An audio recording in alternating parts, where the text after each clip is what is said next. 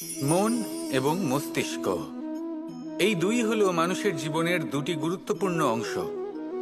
এবার আপনি বলবেন এই দুইয়ের মধ্যে পার্থক্য কি? দুটোই তো সমান। না, যেটা আমি আপনাকে বোঝাতে চেষ্টা করছি সেটা ভালো করে বুঝুন। প্রথম, মন। এই মন অত্যন্ত চঞ্চল হয়। এর নিজের কোনো বিবেক থাকে না, সিদ্ধান্ত নেওয়ার কোনো ক্ষমতাই থাকে না। এই মন শুধু বয়ে চলে।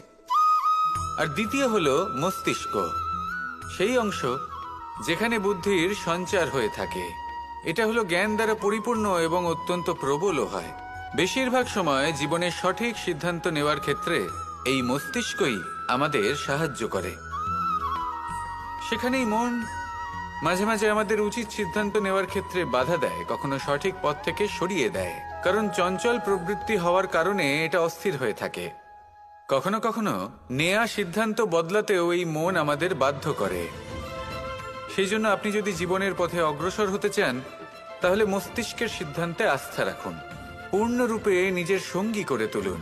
হতে পারে তখন আপনার এই মন বিদ্রোহ করে বসল, কিন্তু দৃঢ় নিষ্ঠার সাথে মস্তিষ্কের সিদ্ধান্তে আস্থা রাখুন। আস্তে আস্তে এই মন, যাকে আপনার শত্রু বলে মনে হচ্ছিল, আস্তে আস্তে সেটাও আপনার বন্ধু হয়ে উঠবে আর আপনাকে সাহায্য করবে।